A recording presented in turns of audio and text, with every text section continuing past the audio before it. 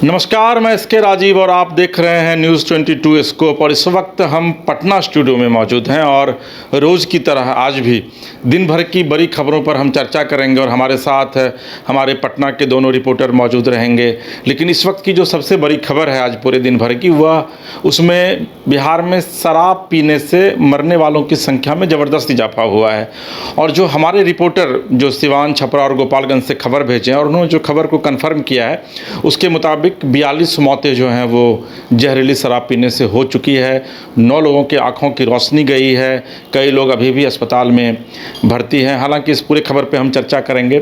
इसके बाद जो दूसरी बड़ी खबर है वो है गिरिराज सिंह से जुड़ी हुई। दरअसल में खुद को हिंदू का फायर ब्रांड लीडर कहने वाले गिरिराज सिंह, आज से उन्होंने हिंदू स्वाभिमान यात्रा की शुरुआत भागलपुर से कर दी है। और भागलपुर में जब उन्होंने यात्रा की शुरुआत की तो उन्होंने महादेव मंदिर में जाकर के पूजा अर्चना की और उसके बाद क्या कुछ हुआ ये भी आपको हम तफ्तीश से बताएंगे। तीसरी जो सबसे बड़ी खबर है वह यह है कि अब भोजपुरी फिल्मों को बिहार सरकार अनुदान देगी और वो भी 4 करोड़ का अनुदान, एक बड़ा अनुदान। आपको ये पता है कि उत्तर प्रदेश में ऑलरेडी फिल्म सिटी है और बिहार में लंबे समय से फिल्म सिटी की मांग हो रही थी। तो आज विधिवत भोजपुरी फिल्म इंडस्ट्री से जुड़े हुए कई कलाकार पटना आए और लंबे समय तक मैराथन बैठक उनकी चली और बैठक में क्या कुछ निकल कर आया उस पर भी हम चर्चा करेंगे अपने सहयोगी के साथ। इसके अलावे जीतन राम मांझी के जो बेटे हैं संतोष सुमन, उन्होंने विधिवत आज एक प्रेस कॉन्फ्रेंस किया और उस प्रेस कॉन्फ्रेंस में उन्होंने यह बताने की कोशिश की कि जहरीली शराब से जो मौतें हुई हैं आखिर उसके पीछे की सबसे बड़ी वजह क्या है। और इसके अलावे आरोप प्रत्यारोप का दौर जो राजनीतिक दलों के बीच चलता है वो रोज़ की तरह आज भी राजधानी पटना में देखने को मिला। लेकिन इस वक्त की जो सबसे बड़ी खबर है उस पर हम चर्चा करेंगे। हमारे साथ वहीं पर मौजूद है। वहीं पर जो जहरीली शराब से मरने वालों की संख्या है उसमें लगातार इजाफा हो रहा है और 42 जो टॉल फिगर है वो पहुंच चुका है। क्या कुछ जानकारी है आपके पास? धन्यवाद राजीव जी। सबसे पहले बता दूं कि अब 42 नहीं, हो सकता है आज रात तक ये अर्धशतक जो 50 सेंट कहा जाता है वहाँ तक पहुँच जाए। और ये काफ़ी ही बड़ा दुखद मामला है जिस तरह से जहरीली शराब, चूँकि बिहार में लिकर बैन है और उसके बाद जिस तरह से जहरीली शराब पीने से जो मौतें हो रही हैं, ये अपने आप में अब प्रशासन के ऊपर, शासन के ऊपर एक बड़ा प्रश्न चिन्ह लगा रहा है। कहा यह भी जाता है कि आखिर जहरीली शराब आ कहाँ से रही। अभी अभी पटना एयरपोर्ट पर जीतन राम मांझी पहुँचे हैं, केंद्रीय मंत्री हैं। उन्होंने साफ तौर पर एक अजीबोगरीब बयान दिया। उन्होंने साफ तौर पर कहा है कि जब कस्तूरबा विद्यालय में मौतें होती हैं मसालेदार खाने खाने से या जहरीले विषिक्त खाने से तो आप लोग क्वेश्चन नहीं करते हैं, और जहरीली शराब पीने से जब मौत होती है तो आप लोग दौड़ के आ जाते हैं। उस समय क्वेश्चन, ये कुछ अजीब सा उनका स्टेटमेंट आता है। और वहीं जब हमने बात की संतोष सुमन से तो उन्होंने साफ तौर पर कहा कि आखिरकार जो विपक्ष लगातार इस पर सवाल उठा रही है, हिम्मत है तो एक बार शराब पी के तो दिखाए, हम पकड़ेंगे। लेकिन फिर वही सवाल है, आज से 2 साल पहले भी 73 मौतें हुई, अभी भी 42 मौतें हैं जो कन्फर्म्ड है, सरकारी आंकड़े हैं।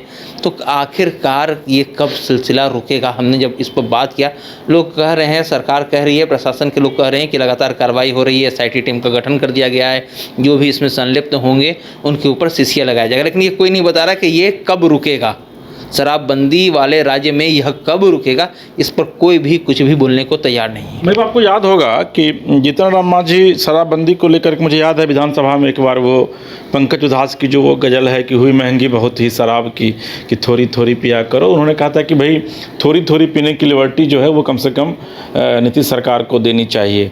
ये वही जीतन राम मांझी हैं जो शराबबंदी के मुद्दे पर कभी सरकार को घेरते हैं। ये वही जीतन राम मांझी हैं जो आप आज बता रहे हैं कि उनका एब्सर्ड मतलब बेतुका बयान उनका आया और उनके बेटे जो हैं वो फिर दूसरी तरह की बात कर रहे हैं। तो आपको लगता है कि कोऑर्डिनेशन बाप और बेटे में नहीं बैठ पा रही है?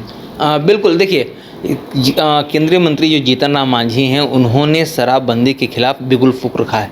अब नहीं, जब भी वो NDA सरकार में रहते हैं, मुख्यमंत्री के साथ रहते हैं, अब चूँकि वो केंद्रीय मंत्री हो गए, उसके बावजूद जो है वह लगातार शराबबंदी के खिलाफ हैं। उनका साफ कहना है कि शराबबंदी कानून में कोई भी पकड़ आता है। आपको भी याद होगा राजीव जी कि उन्होंने कहा था पटना ही एयरपोर्ट पर जब वो आए थे तो उन्होंने कहा था कि हम लोग भी पीते हैं शराब, हम लोगों को तो कोई गिरफ्तार नहीं करता। लेकिन हाँ, गिरफ्तार किनकी होती है, गिरफ्तारी किनकी होती है? जो छोटे लोग हैं, जो दलित हैं, जो गरीब हैं, रिक्शा चालक, ठेला चालक जो पॉलीथीन पीते हैं, उनकी गिरफ्तारी होती है। पुलिस बड़े लोगों के यहाँ तो पहुँचती नहीं है, तो अक्सर उनका विवादित बयान रहता है। वहीं जो अब वर्तमान सरकार में मंत्री हैं, बिहार सरकार में संतोष सुमन जी, उन्होंने साफ तौर पे कहा है कि नहीं, उन्होंने साफ इन सभी चीज़ों से अपने आप को अलग किया है। उन्होंने कहा है उनका क्या बयान है उससे उनको कोई लेना देना नहीं है, अभी चूँकि वो वर्तमान सरकार में है। और उन्होंने साफ तौर पर कहा है हमसे बात करते हुए कि सरकार कार्रवाई कर रही है, SIT टीम का गठन हो गया, कोई भी दोषी को छोड़ा नहीं जाएगा। भाई लेकिन एक बड़ा सवाल है, ये सवाल लगातार जब इस तरह घटनाएं होती हैं तो ये सवाल मीडिया उठाता है, लेकिन सरकार उसका जवाब दे नहीं पाती है। इस बार भी ये सवाल उठ रहा है कि आखिर जिम्मेदार कौन, इसकी जिम्मेदारी कौन लेगा। तेजस्वी यादव ने कल PC किया था जमुई में, और उन्होंने भी ये सवाल पूछा है सरकार से कि भाई नीतीश जी इसकी जिम्मेदारी कौन लेगा। और नीतीश जी ने कल विधिवत CM ने मीटिंग की थी, DGP को आदेश भी दिया है, SIT का गठन किया गया है जैसा बता रहे हैं, लेकिन इसके बावजूद जो माफिया हैं वो आखिर गिरफ्त से बाहर क्यों रहते हैं। बहुत अच्छा सवाल है। इसमें सबसे पहले हमको सरकारी तंत्र को देखना होगा। जो हवलदार हैं, चौकीदार हैं और जो SP लेवल के अधिकारी हैं, उन लोगों का एक सीक्वेंस होता है। SP खुद बॉर्डर पर जाके सिक्योरिटी चेकिंग करेंगे नहीं। जिस तरह से जीतन राम मांझी ने कहा कि बाहर से शराब आती है, बाहर से आती है, और जो ये शराब, जहरीली शराब से जो मौतें हुई हैं वो सब बॉर्डर एरिया में होती हैं। इसके पहले 2 साल पहले भी वही छपरा के मसरक में हुआ था, वो भी बॉर्डर एरिया था, यूपी से सटा हुआ है। गोपालगंज भी यूपी का बॉर्डर है, और सिवान भी यूपी का बॉर्डर है। तो जो भी बॉर्डर्स एरिया हैं वहाँ से जब आते हैं दिन में खेप या रात में, जैसे ट्रक्स में या फिर फ्रूट्स में, तो वहाँ के जो रहते हैं बॉर्डर पर सिपाही, वो सिर्फ ऊपर से अपनी खाना पूर्ति करते हैं या उनके पास सीधा जो है वो पैसा पहुंच जाता है। जो अभी 2 चौकीदार और एक इंस्पेक्टर लेवल के अधिकारियों को निलंबित किया गया है थाना से, उसमें एक चौकीदार के पास इतना पैसा है जो एक मंत्री के भी पास नहीं रहता है। 2 अपार्टमेंट पटना में हैं, उनके 5 घर गाँव में हैं, और एक बड़ा सा मार्केटिंग कॉम्प्लेक्स पटना के बीच चौराहे पर है, पॉस एरिया पर। तो सोचिए एक चौकीदार के पास इतना पैसा कहाँ से आया। तो यही सबसे बड़ी जगह है कि जो ये सरकारी तंत्र है। हमने जब ये क्वेश्चन पूछा था मंत्री से, तो उन्होंने कहा कि इसी बात की इंक्वायरी चल रही है कि आखिरकार ये ब्लैक मनी ये लोग कमाते कैसे हैं, और यही जो शराब माफिया हैं जो अवैध कारोबार में लगे हुए हैं, उनके पास इतना पैसा होता है कि वो लोग इन लोगों को पैसा दे के मुँह बंद कर देते हैं, और उसी बीच में जो है जहरीली शराब की खेप जो है वो मार्केट से सीधा बॉर्डर के थ्रू होकर मार्केट में आती है। चलिए, तो ये जहरीली शराब का मामला था, और अब हमारे साथ विवेक हैं। विवेक, आज पूरे दिन भोजपुरी फिल्म का किस तरीके से एक्सपेंशन हो, किस तरीके से उसको विस्तारित किया जाए, इसको लेकर के आज विधिवत पटना के एक निजी होटल में एक बड़ा कॉन्क्लेव रखा गया था। और उसमें जो उप मुख्यमंत्री हैं विजय सिन्हा, मनोज तिवारी दिल्ली के सांसद हैं, रवि किशन हैं, भोजपुरी फिल्म के अभिनेता हैं, अक्षरा सिंह हैं, देवी हैं, पंकज झा हैं, तो तमाम लोग आज वहाँ पहुँचे थे। और लगभग 5-6 घंटे तक एक मैराथन बैठक जो है वहाँ पर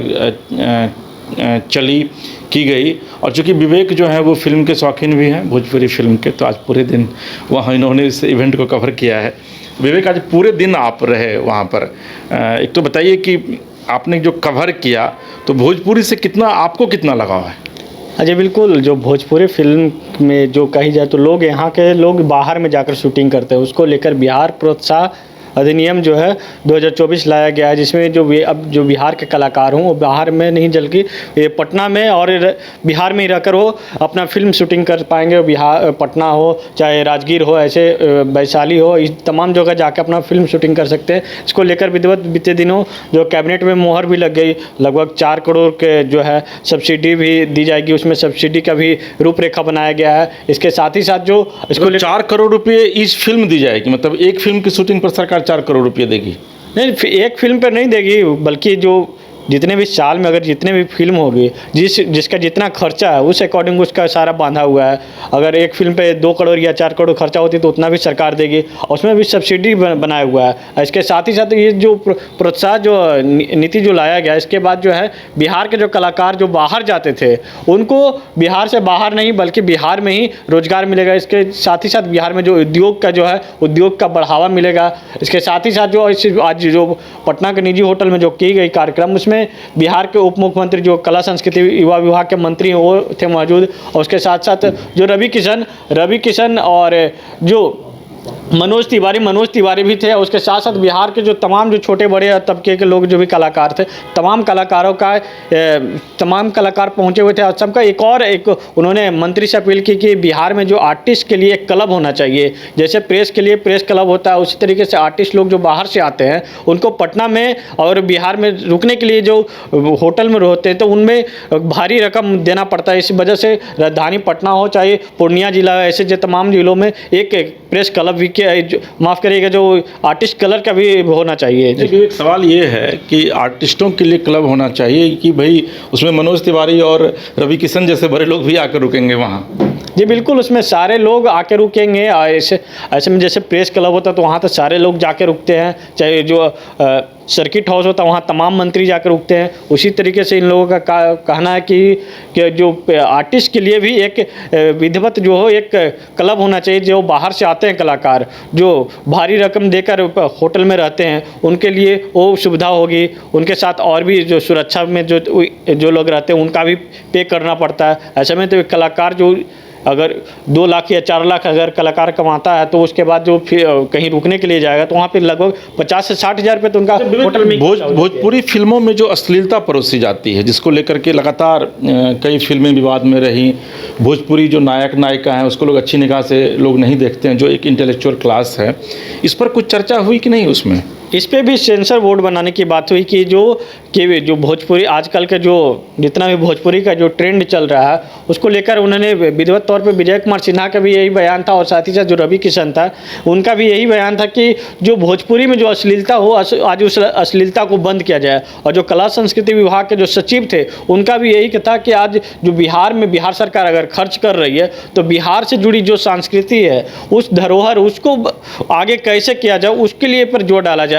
ऐसा ना है कि जो भोजपुरी में जो अश्लीलता चल रही है उसको सरकार पैसा देगी, पैसा उन लोगों पे क्यों खर्च करेगी? जैसे आज देख रहे होंगे यूट्यूब के ज़माने में कितने लोग भोजपुरी जो गायक हों चाहे जो मूवी बन रहा है उसमें कितना अश्लीलता परोसी जा रही है, उसको लेकर भी कही जाए तो मैराथन बैठक हुई। और आज जो बैठक हुई लगभग 4 घंटे तक बैठक चली, उसमें तमाम जो बिहार सरकार के जो तमाम जो कला संस्कृति विभाग के जो सचिव हैं तमाम लोग वहाँ पर मौजूद थे। साथ ही साथ उप मुख्यमंत्री जो विजय कुमार सिन्हा हैं उनके पास 3 विभाग हैं वो भी मौजूद थे। उनका साफ तौर पे सभी लोगों का बात उन्होंने सुनी और उसके बाद कहा कि तो ठीक है, लेकिन मुझे लगता है कि मैंने देखा है कि आप एक इंटरव्यू किए हैं, देवी से बहुत लगाव है आपको, देवी का गाना सुनते हैं आप? क्योंकि आपने देवी का इंटरव्यू किया है। नहीं, देवी का इंटरव्यू जैसे उनसे पहले से जान पहचान है तो देवी से मुलाकात हुई तो देवी का जो इसको लेकर जो कही जाए जो बिहार की जो अधिनियम लाया गया उसको लेकर उनका कहना है कि सारे अधिनियम सही है, लेकिन जो कलाकारों के लिए जो बिहार में कलाकार जो स्टेज शो करते हैं, आज ही एक गायिका है उनके साथ घटना हुई है वो कि स्टेज शो होता है वहाँ पे प्रशासन की तैनाती रहे और जो उनको बुक करवा कर लाते हैं वो जो ऐसा ना हो कि वो खरीद लिए हों कलाकार को।